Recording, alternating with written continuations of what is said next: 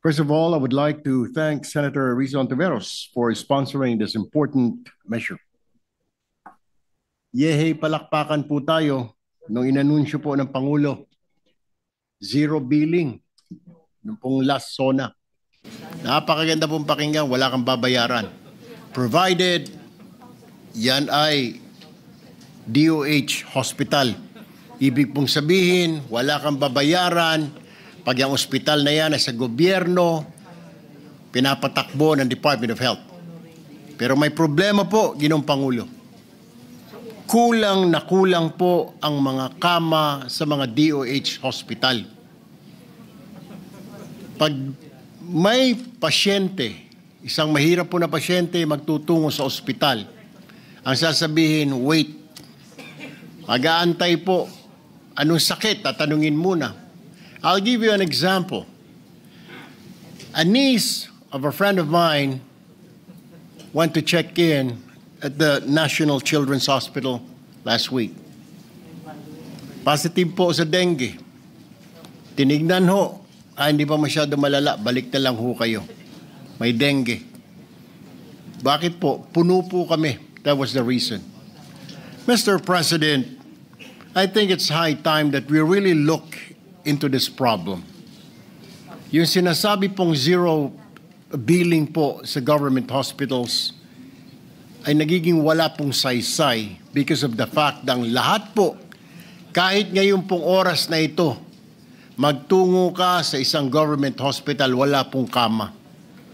Parang ika nga may kasabihang paasa. So pagpunta mo, napipilitan po yung mga mahirap nating kababayan sasabihin walang kama. E nagmamadali po. This is the reason why, Mr. President, na karamihan sa mga kababayan natin na cannot afford ay pupunta po sa mga private hospitals tulad ng St. Luke's, Capital Medical Center, Cardinal Santos at iba pa. And they just worry about the payment after. Andiyan po pipila. Magtsatsaga pong pipila sa Department of Health para makakuha ng MAIP. Pipila pong maghapon magdamag sa DSWD para makakuha ng AIX. Pipila po sa opisina dyan sa labas po ng Senado para makakuha po ng guarantee letter sa ating mga mambabatas o sa Kongreso. Wala pong pambayad. Ang ibig ko pong sabihin, Mr. President, kulang na kulang po ang ating mga kama sa lahat po ng government hospitals. Therefore, Mr. President, it is high time that we grant the Department of Health the authority to adjust and approve the authorized bed capacities of our hospitals. The growing demand for health services calls for a more responsive and flexible system that can promptly address the needs of our Filipino people. Ito pong panukalang batas na ito ay para po sa kalusugan ng bawat Pilipino. Wala pong maiiwan, walang mapapabayaan. At the proper time, Mr. President, I will also be asking questions during the plenary deliberations, not to delay, but to seek clarifications. Mr. President, my dear colleagues, I stand before you today to sponsor and humbly seek your support for the passage of Senate Bill number 254 under Committee Report number 9, an act penalizing selective, discretionary, and discriminatory acts in the delivery of social protection programs. This is a measure that seeks to uphold one of the most fundamental values enshrined in our Constitution: equal access to government services, especially for the poor, the marginalized, and the most vulnerable in our society. Social protection programs, Mr. President, such as financial assistance, medical assistance, livelihood programs, and other relief assistance programs are lifelines for millions of Filipino families. And yet, time and time again, we hear reports and see evidence of these services being treated as political tool, Mr. President. In times of crises, bagyo, baha, pandemya, lindol, aid is supposed to come quickly, fairly, and without bias. But instead, Mr. President, my dear colleagues, we've seen disturbing patterns. Tanging mga taga-suporta lamang ng ilang politiko ang nakakatanggap ng ayuda. May mga pangalan na sinasadyang tanggalin sa listahan ng mga benepisyaryo dahil sa politikal na dahilan. O ang pamimigay ng ayuda ay nakabase sa pagiging kaalyado sa partido o sa personal na koneksyon. Ito po ay malinaw na abuso.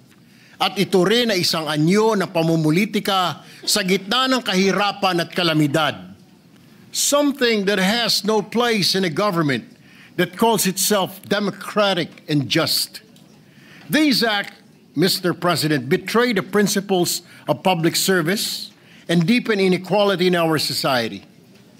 Hindi po dapat ginagawang personalan o palakasan system ang pagbibigay ng tulong mula sa pamahalaan.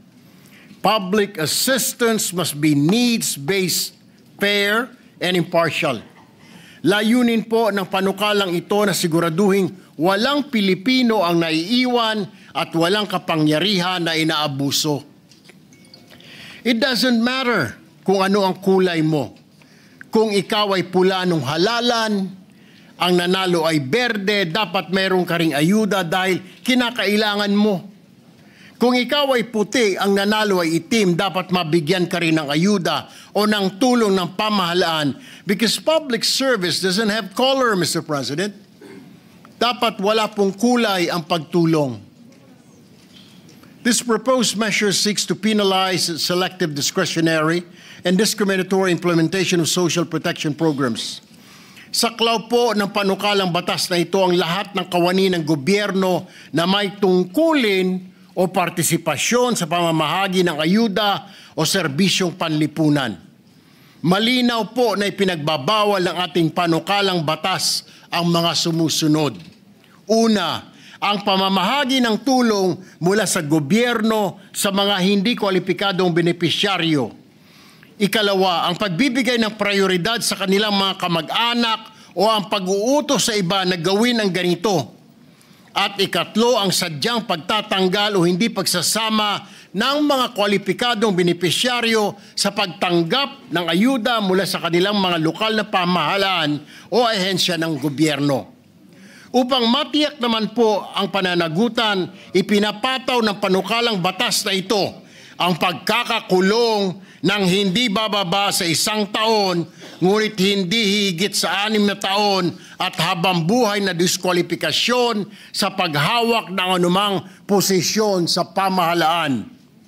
Ang layunin po ng panukalang batas na ito ay simple lang, wakasan ang pamumulitika sa pagbibigay ng ayuda, Ginoong Pangulo.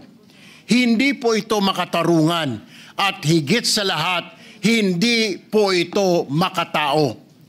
When we allow politics, Mr. President, to sip into the distribution of social support, we distort the very purpose of government, which is to serve all, not just a few of chosen few.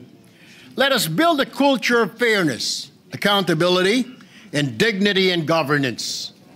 I humbly urge my colleagues to support the immediate passage of this measure to ensure that every Filipino, regardless of political color, race, or religion, is given the support they need when they needed it most. Maraming salamat po, Ginoong Pangulo.